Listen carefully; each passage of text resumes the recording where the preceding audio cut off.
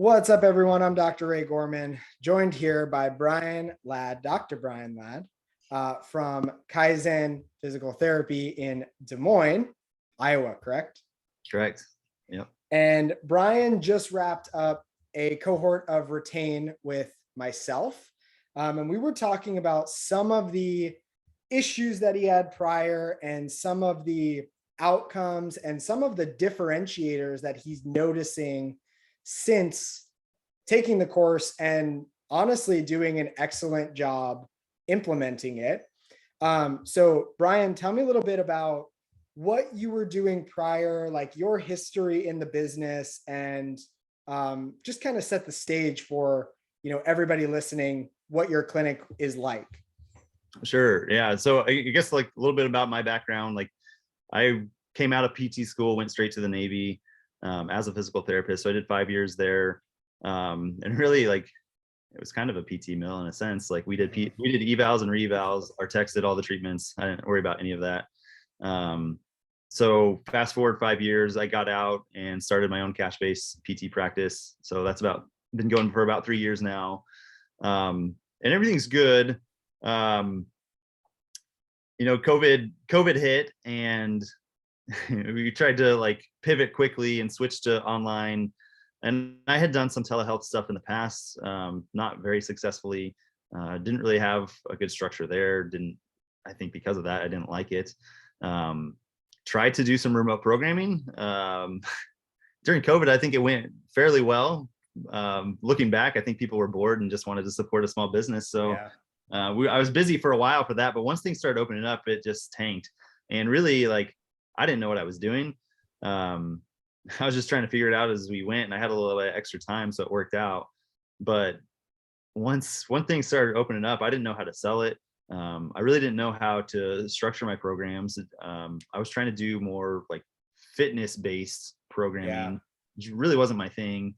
Didn't understand like I get the general outline of it, but just didn't understand it well enough to make it efficient for myself and to be able to like confidently sell it to people.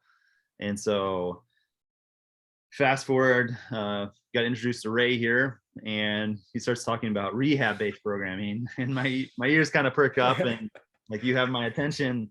And through just getting to understand that a little bit, like it just made sense, made a lot more sense to me. And so I just started, even before I hopped into this course, I just started trying it, experimenting. Yeah, exactly. Download True Coach and like, let's do it, let's figure it out. Yeah. And so as I was doing that, I thought I was doing pretty well.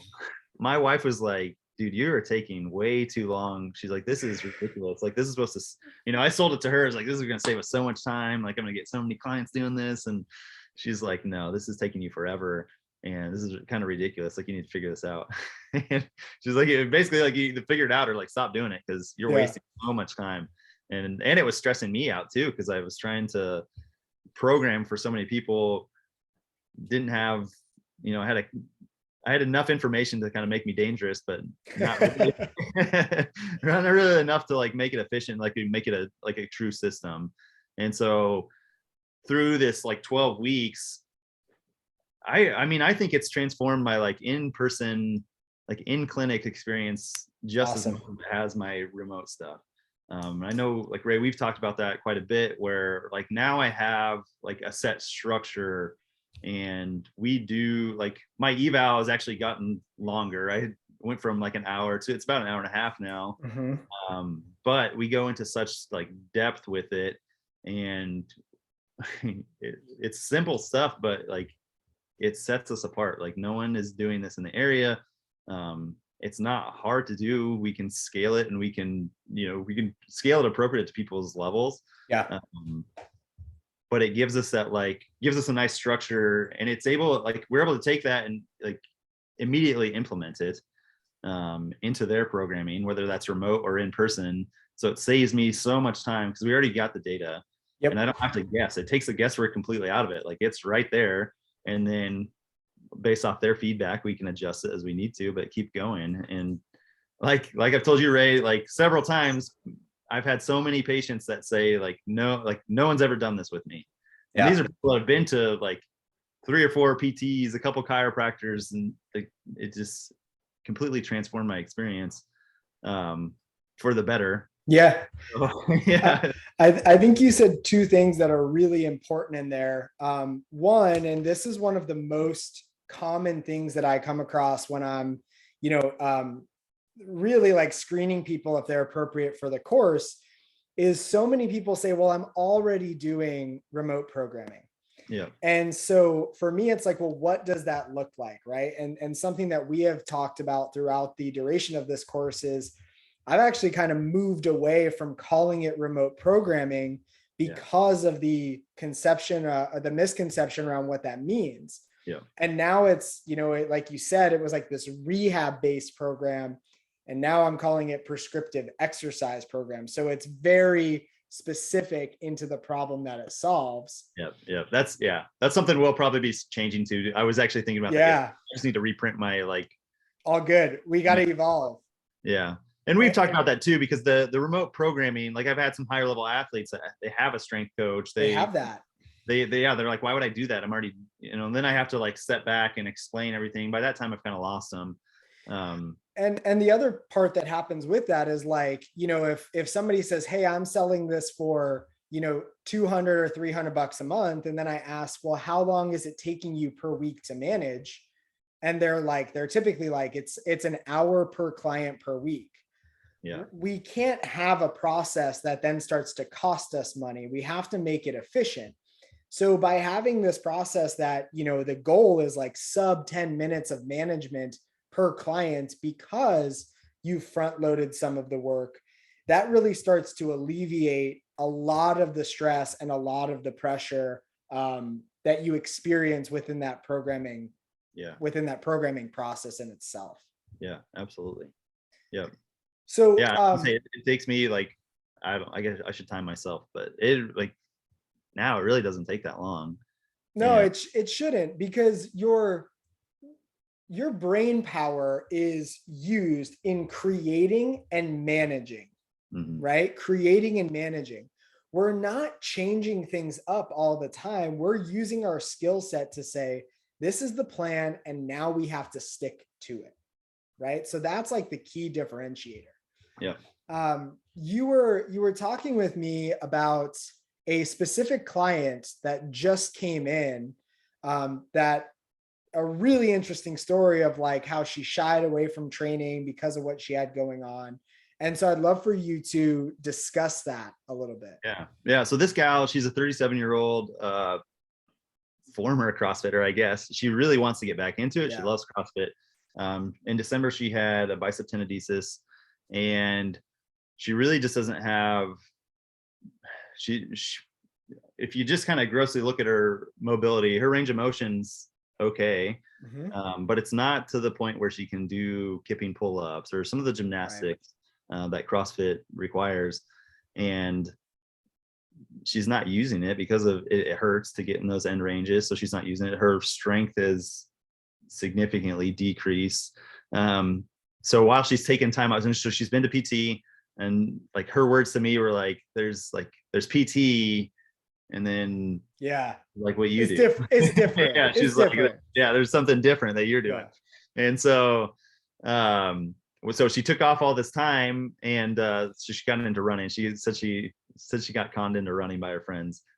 She trained for a race, but now she's got some quad tendinopathy going on. Her knees hurt.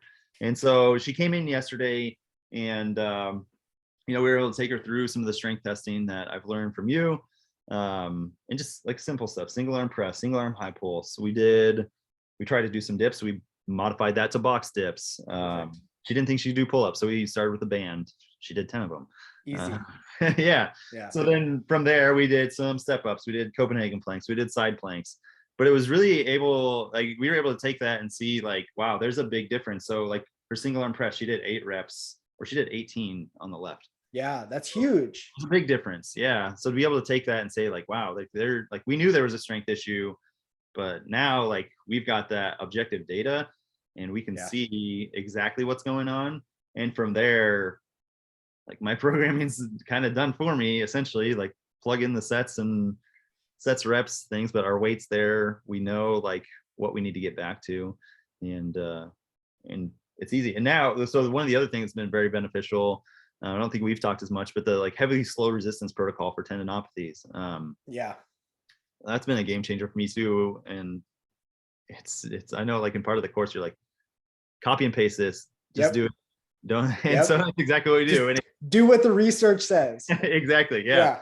And so like it's provided for us, and I'm able to copy it over, and it's easy. Again, it's the client coming to you for the knowledge to know when to use that programming type, right? Right. One of the things that I think you said that was interesting was the process of writing the program from that data. Like, talk about a little bit of how that translated from your evaluation to the program that you delivered. And was that a difficult process? Was that simple? Did the system support it? Like, talk about that a little bit. As far as, so you mean like implementing some of the, yeah, like your gal that came in with the shoulder issue. You said her program was basically done, right? Like, oh yeah. Like, so yeah, after we did that testing, after we did that testing, like I know, and I keep looking down here, I've got the you got your notes. I know she did 8 reps on the right, she did 18 on the left. That was 25 pounds. Same with high pulse. She did 8 at 30 pounds on the right, but she did 13 at 30 pounds on the left. And so I know exactly like what her max is at a certain weight, and I know the difference side to side. And so from there, it's just kind of plug and play. Like, okay, now like we know our max is 8, so we can adjust the weight down a little bit. Let's do 3 sets of 6. Let's add a 4th set on that right side because that's weaker than the left. And so it's just like, it's simple. I'm glad that you simplicity. I'm glad that you pulled that over, because I think that's where people get stuck. Is they're like, well, I have so many exercises to choose from that I don't even know what I would use to build a program. Right. And so one of the things that we really talk about in Retain is you're going to make the main portion of your program exactly what you tested in the assessment or the evaluation. And then you're just going to build a little bit of accessory work, a little bit of range of motion work around that day to support what the thing that you're trying to target is.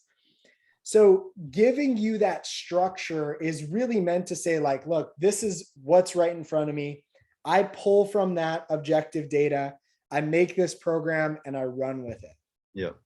So one thing I don't think we've talked about, Ray, maybe at the beginning of the course, and I think this is, at least I've seen it with some trainer friends of mine. They get stuck in this habit of like, okay, it's Sunday, like I've got to do everyone's program.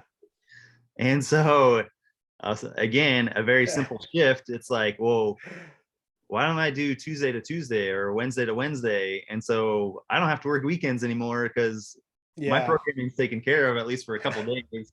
And then I set aside time in my schedule, sit down once a week, we go through it. And I just like, I preface it up front to all my patients, like, hey, like, I'm not going to see your comments until Tuesday morning. But if you need something more urgent, message me and I'll get that. And perfect. And so you just kind of set that up front, and they know, like, okay, like, they'll take it when he gets to it. But that's all part of making sure that you have the entire system, right? Like, one of the things that I've intentionally done in the course is made content on all the mistakes that I've made in the past. Right? I remember when I first started doing this stuff, I had 5 clients and I would program for them on Sunday, and it would take me like less than an hour. And then I had 25 clients. And then I had 35 clients. And then it was like, okay, well, now I can't watch any football on Sunday. I can't relax. I've got an extra work day. I got to figure something out. Right. And, one of the pitches in the course is this is meant to give you more time back and not pull away or add an extra work day. And so we really do figure out, how do you implement this into your schedule so that it's part of your standard week and it doesn't interrupt your weekend. And I think that that's huge.